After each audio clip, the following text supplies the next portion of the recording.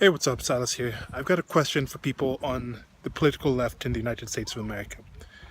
When it comes to deportation, is sending someone away at the border or any port of entry, let's say they get to the airport and you find they don't have a visa or something, then you just put them back on the plane, which, by the way, some airlines, like in my experience, I think Qatar Airlines, probably the Emirates, if you're not a permanent resident of the United States of America, you have to buy a two-way ticket in case you get there and you've applied for your visa and everything, but you can get to the United States of America and they can say, okay, your visa's not valid, or for whatever reason they can send you away. The airplane doesn't want to cover the cost of having to deport you or send you back, so you have to have a round trip ticket. Found that out in a couple of trips ago when I went back to the United States. I was trying to just get a one-way, but yeah.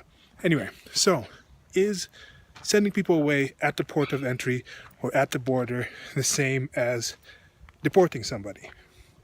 The reason I'm asking this is because when people talk about deportation, they talk about which political party, the Republicans or the Democrats, are more stringent on actual immigration. And people were talking about how under Obama, illegal immigration and other forms of immigration skyrocketed. But they point to the fact that Barack Obama was deporting people at record levels. But those deportations were counting people who were sent away at the border. That means they're trying to sneak over or get into the United States of America. They get caught, they get sent back. That was counting as a deportation. So do you count that as the same thing as getting somebody who's been in the country for a week, let's say a week to years, and then saying you're here illegally, we're deporting you, we're sending you out? Are you considering those two things to be similar? Without saying, but I don't consider those two things to be similar. I'll give you some examples. If you're in your home and somebody's trying to enter that home, and then you find a way to not let them in, you just keep the door closed, or you tell them, okay, you have a gun in here, you have a weapon, you have some kind of thing, or they're trying to break in, and then you turn on a light and they see it and then they go away.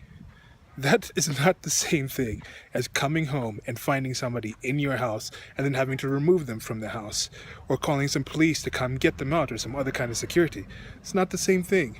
If you're at a club and then some kids with fake IDs, underage kids with fake IDs, are trying to actually enter the club, and then you tell them, no, you can't enter, that's not the same thing as having those kids actually get into the club, go in there and have some drinks, and then finally some bartender or some waitress actually looks at the ID and is like, hey, this is fake, and then takes the person out. First of all, even the club itself won't even be treated the same way. The club itself can actually get in trouble for having served these people, or it's an actual issue. Those people have gotten in, they're using services, even if those people just come in and they're dancing. But definitely they come in and they commit more actual things that are against the rules of that place. If they go and get in a fight or something and the bouncer has to kick them out, that's not the same thing as a bouncer at the gate saying you can't enter. Now, with this argument, there may actually be some consistency within the arguments of people on the left. Why would people try to treat these two things as the same? Somebody being prevented from entering to somebody being removed who's already inside.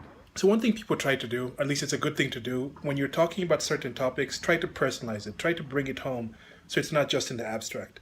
If you're talking about these national borders, first of all, these are imaginary lines. These are things that were created that it's hard to actually grasp this idea in your mind.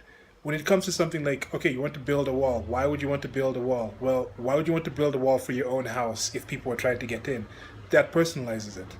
As I used an example of the home earlier, you say, if somebody was in your house, you come home, you find somebody maybe sleeping in the basement, just some corner in the basement, they're just laying there doing nothing. They could even be leaving and coming back and just going, they have a job somewhere. They come in, they cook themselves, they have their own food. They are essentially not bothering you, not directly interfering with anything you personally do, except they just decided to just squat in that little corner. You would probably want that person removed. But if you're in, like, say, the local football stadium and you find somebody has snuck into maybe some boiler room for some reason, you're in some back place and you see somebody sneaking in, you won't think like, I have to call the police immediately or I have to call security immediately and have this person removed. You'd probably think it's somebody else's problem. So that house thing is a good way to personalize it. But now you can take this further. I had a video called Universal Basic Intercourse which is kind of going in the universal basic income thing, where it's saying, oh, some people are lacking in certain things, so we should have a universal basic intercourse.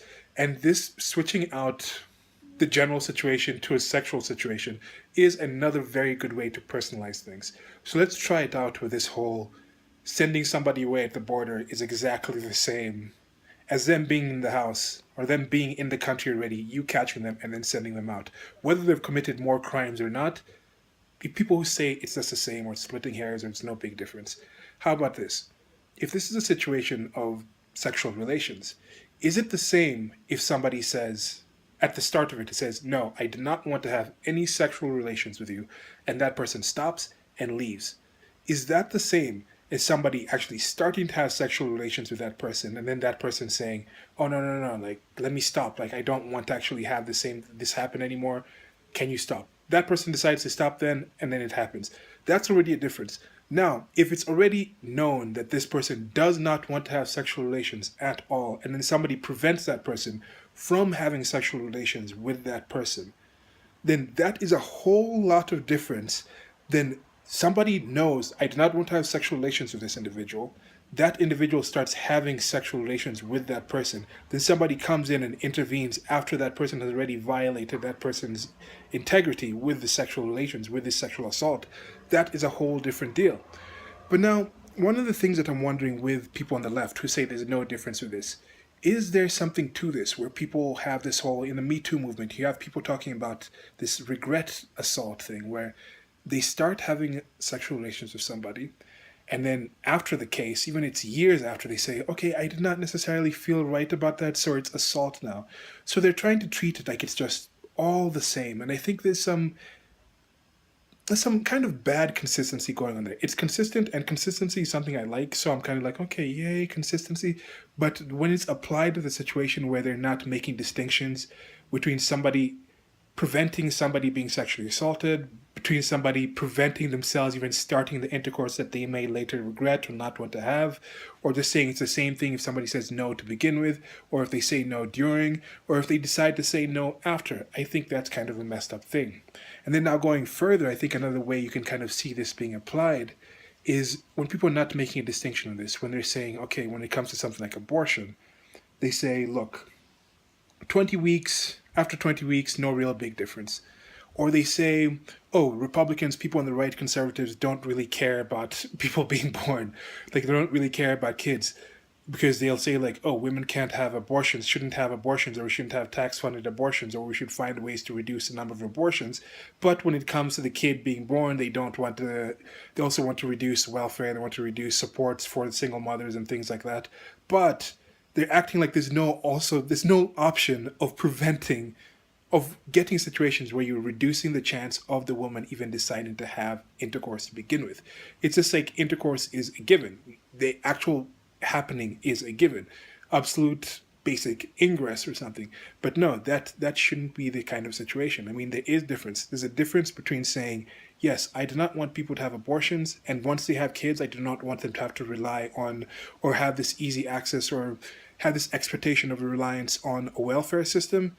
That does not necessarily mean you just want everyone to have kids and kids to starve and things. There also is also that option of saying, I think there's a problem with the fact that people, women, and the men that decide to have intercourse with them are not doing it in situations where they think, maybe I should not even have intercourse to begin with. Maybe we should not even get impregnated to begin with, because it's not absolute basic impregnation. There should be a situation where you go further from that. That's two more shirts I need to make, the ingress one and the impregnation. I think I might have the ingress one out already. But anyway, so that's it for now. Question for people on the left. Why do you think it's the same? If you do you think it's the same sending somebody away at the border versus them already being in the country and then them being sent out? And another thing about that is when people bring that up, a lot of the same people who say this, who say, oh no, Obama was actually tough on immigration. He was sending people out and things like that.